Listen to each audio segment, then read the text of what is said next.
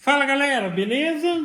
Então nesse vídeo aqui, algumas dicas para quem está pensando aí em fazer peças ou itens que envolvam montagem por encaixe, tá ok? Aí na CNC Router.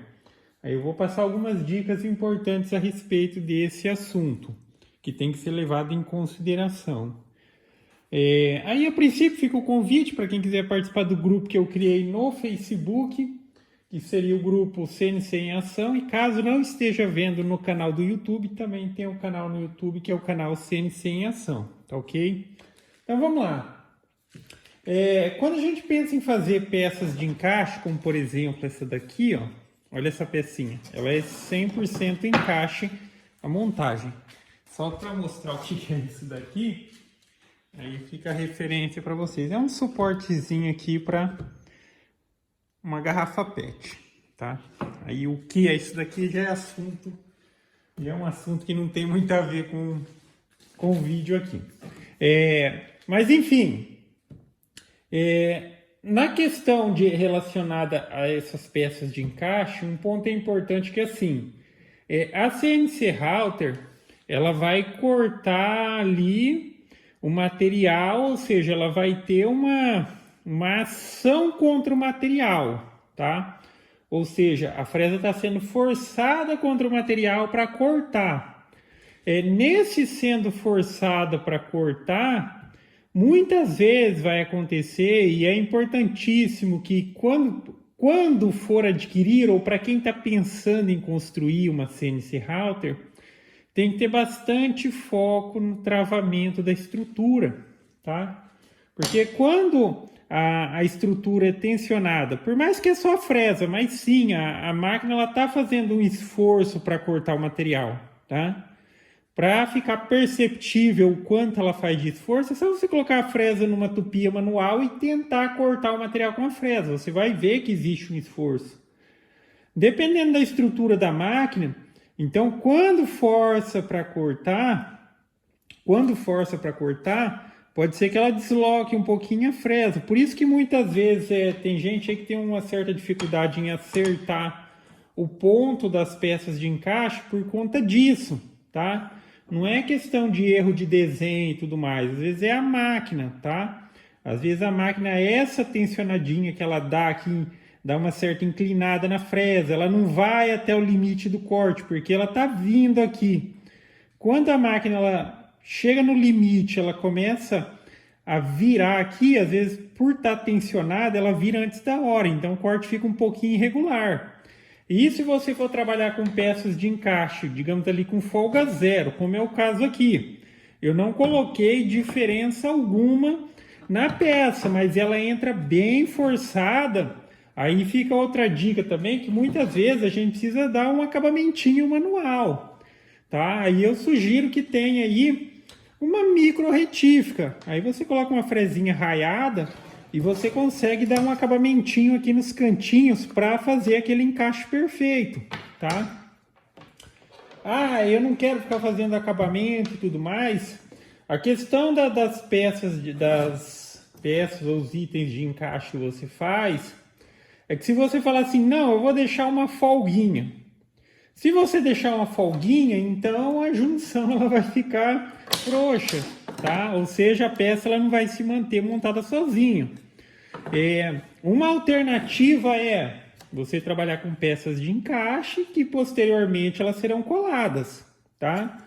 Se eu quisesse montar uma peça que nem essa, por mais que tenha as partezinhas de encaixe, depois eu fosse colar ela, ok, você pode trabalhar com uma margenzinha de folga. Então, ao invés de deixar aqui a parte do encaixe 100% justa mesmo, ou seja, esse aqui é só um exemplo, vamos supor, eu desenhei aqui um retângulozinho aqui de 8x6 e essa pecinha aqui ela também tem 8x6, não tem folga. Mas como a gente está falando de madeira, se você forçar, ela vai encaixar, tá? Ela vai encaixar. Aí você tem que levar em consideração esses aspectos.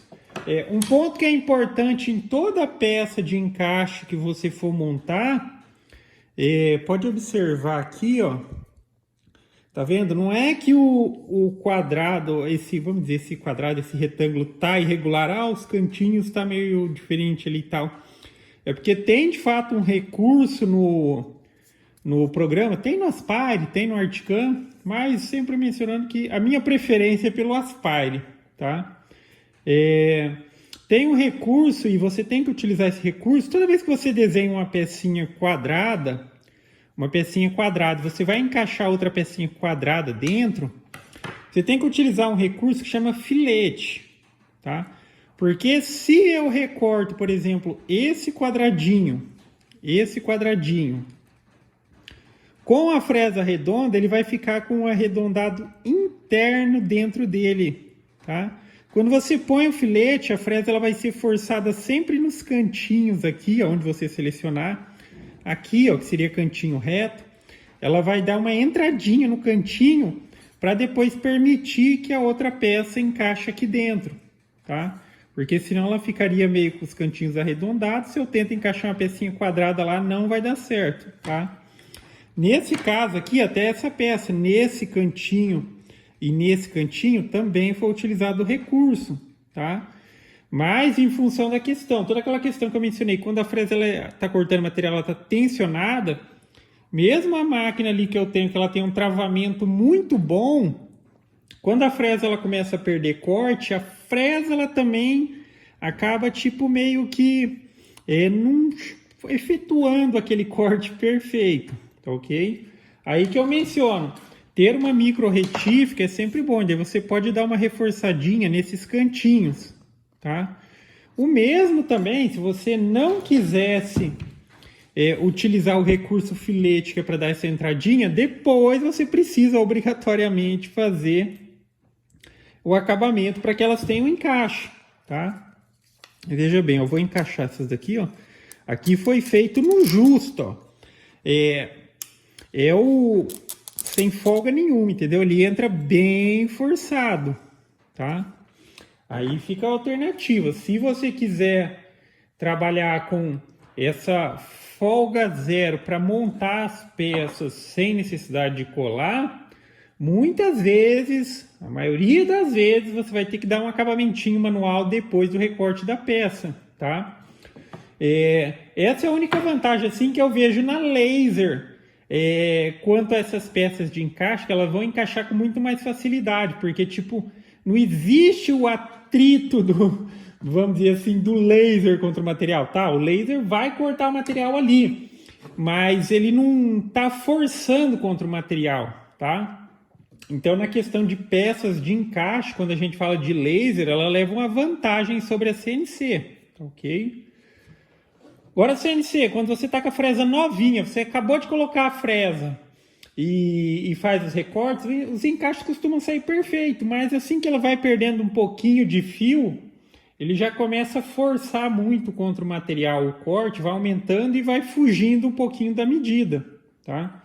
Aí quando você trabalha sem folga assim, vai ficando cada vez mais difícil de fazer o encaixe sem ter a necessidade do acabamento.